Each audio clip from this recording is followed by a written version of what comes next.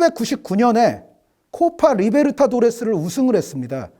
그러면은 유럽으로 따지면 챔피언스리그 우승한 겁니다. 네. 2000년 그 이듬해에 코파 리베르타도레스에서 이번에는 준우승을 합니다. 요거 아깝게 준우승이에요. 네. 승부차기로.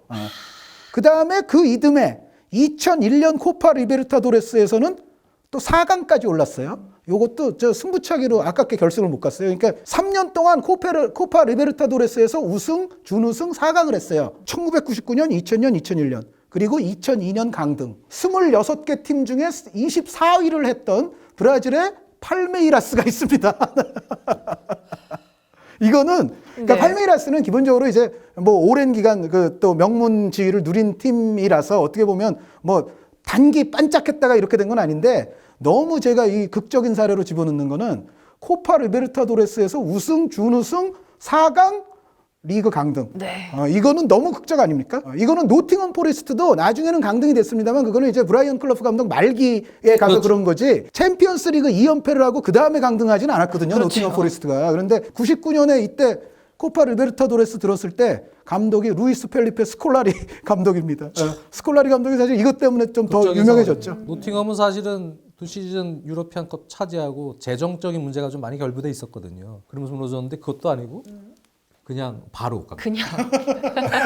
그냥 바로. 네, 그렇습니다. 근데 사실은 뭐 EPL이 사실 순위 예측하기 어려울 정도로 막 경합이 심하고 누가 진짜 뭐 6위 안에 들지 누가 10위 안에 들지 알기가 어렵다. 뭐 그것도 사실입니다만 전 세계에서 제가 봤을 때는요. 정말 순위를 알 수 없는 리그 있잖아요. 브라질 리그입니다. 네. 브라질 그게 지금으로부터 한 2개월 전이죠. 어떤 팀이 강등이 됐냐면 예전 클럽 월드컵과 코파 리베르타도레스를 한 손에 거머쥐었던 인테르나시오날이 강등당했어요. 인테르나시오날이 강등됐고 예전에는 코린치안스도 강등됐던 적이 있고 그 테베스 마스체라노 데려왔던 그 팀이 이제 한 2년 후에 강등이 됐어요. 그 아무리 초명문이고 뭐 우승 후보 뭐 그 전 시즌 성적이 상위권이고 해봤자 브라질 리그에서는 누가 강등될지를 정말 몰라요. 그래서 전 세계에서 가장 예측 불가능한 리그는 제가 봤을 때 브라질 리그입니다. 자, 브라질 리그가 그렇게 예측이 불가능하다는 거 네, 잘 알겠고요.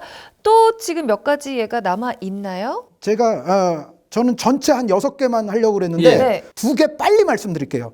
또 하나는 역시 브라질에서 후보가 있는데 플루미넨세. 네, 플루미넨세는 2012년에 우승을 했고요. 2013년에 17위로 강등이 되어야 맞습니다. 사실은. 네. 그런데 강등이 안 됐습니다. 왜 안 됐어요?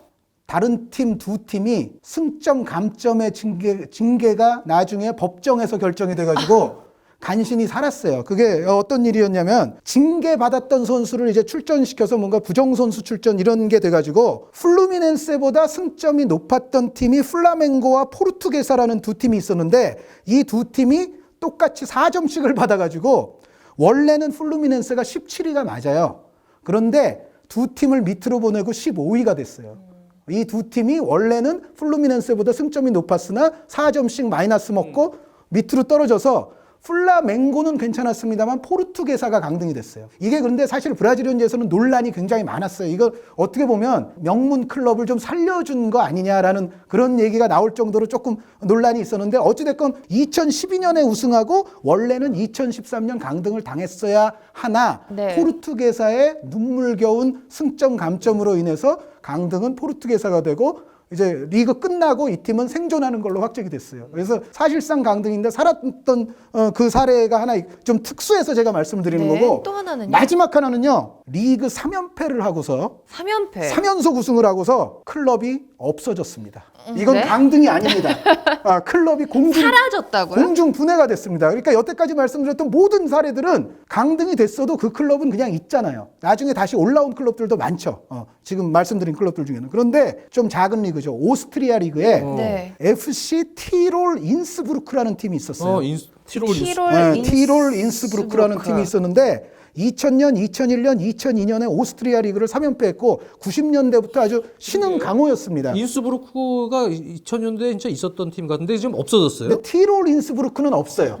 그런데 이제 이 팀의 어떤 다른 이름으로 나중에 팀이 다시 생기긴 했어요. 그런데 티롤 인스부르크 자체는 그때 존재가 마감이 됐는데 이유는 역시 재정 문제죠. 그러니까 인센티브를 선수들의 어떤 연봉 지출이 역시 좀 과다했고 그리고 새 구장을 또 갔는데 돈을 많이 썼습니다. 그런데 그에 비해서는 사실은 뭐 홈구장으로 벌어들일 수 있는 수익이나 이런 건 그렇게 많이 없었거든요. 그래서 결국은 재정의 밸런스가 안 맞아서 파산, 부도가 났어요.